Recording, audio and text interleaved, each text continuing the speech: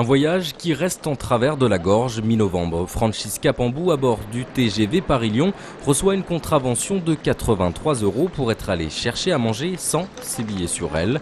Au moment du contrôle, Francisca explique qu'ils sont restés dans son wagon. Très vite, entre elle et le contrôleur, le ton monte. Il me dit oui, mais c'est pas mon problème. Moi, tout ce que je veux, c'est que vous allez chercher vos billets, vous me les ramenez afin que je les vérifie.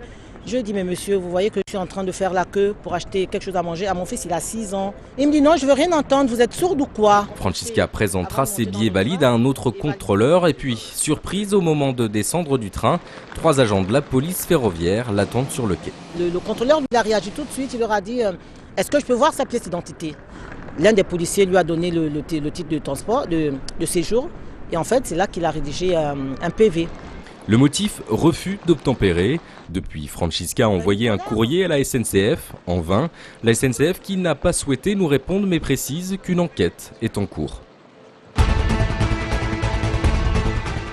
Ça prend quoi, 5 minutes, pas plus. Ils viennent avec une pièce d'identité et un justificatif de domicile à leur nom et prénom. Les électeurs ont jusqu'au 31 décembre pour s'inscrire sur les listes de leur commune. Les majeurs non inscrits et les personnes ayant déménagé sont donc invités à se rendre en mairie. Une démarche indispensable pour pouvoir voter aux élections cantonales qui se tiendront les 20 et 27 mars prochains et les primaires socialistes. Même si bien souvent c'est l'échéance des présidentielles en 2012 qui incite les inscriptions. Auparavant, je votais pas. Et puis là, j'en ai marre de la droite. Donc voilà. Et comme chaque année, les retardataires sont nombreux.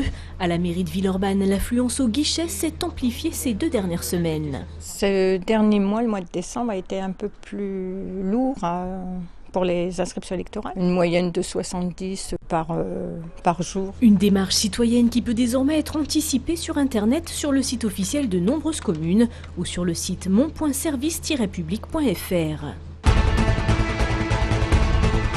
Un SDF entre la vie et la mort pour une cigarette. C'est ici, place Béraudier à la Part-Dieu, que le sans-abri de 37 ans a été roué de coups la nuit dernière par un groupe de jeunes à qui il aurait réclamé une cigarette. Hospitalisé, son pronostic vital serait engagé. Ces 8 agresseurs, dont 3 mineurs, originaires de Mâcon et de la région parisienne, ont été interpellés. Il n'est pas encore sorti de terre qu'il dévoile déjà ses trésors. Le musée des Confluences s'expose hors les murs et ça se passe au musée gallo-romain. Ben là on voit un dinosaure, mais un dinosaure en pièces détachées, parce que ce qu'on voulait montrer dans cette exposition aussi, c'est tout le travail qui se fait dans les réserves, qui est dans l'arrière-boutique du musée. Et donc le dinosaure, il est présenté là en morceaux, dans des caisses, telles que nous les conservons dans les réserves. Pour cette exposition, l'histoire naturelle se dévoile aussi sous un autre jour. Et de préhistorique à geek, il n'y a aujourd'hui qu'un pas, ou plutôt qu'une tablette. Identifier le témoin du passé appelé Arpoceras subplanatum. Elle, c'est Isabelle, une des employées du musée mise en boîte pour lancer des énigmes et inciter les visiteurs à trouver un objet et mieux appréhender l'exposition. L'idée, c'est d'avoir un lien tangible avec l'exposition. Et donc un rapport concret, soit à l'espace, soit aux objets eux-mêmes. En dévoilant ses réserves, le musée des Confluences dévoile aussi un brin de ses coulisses. Il y aurait derrière tout ça comme une envie de se rappeler aux bons souvenirs des Lyonnais. L'expo est visible jusqu'au 8 mai en attendant le musée, le vrai, prévu pour 2013. On poursuit aujourd'hui notre rétrospective des événements qui ont fait l'année 2010 avec un printemps marqué par une volonté de renouveau urbain et un procès très médiatique.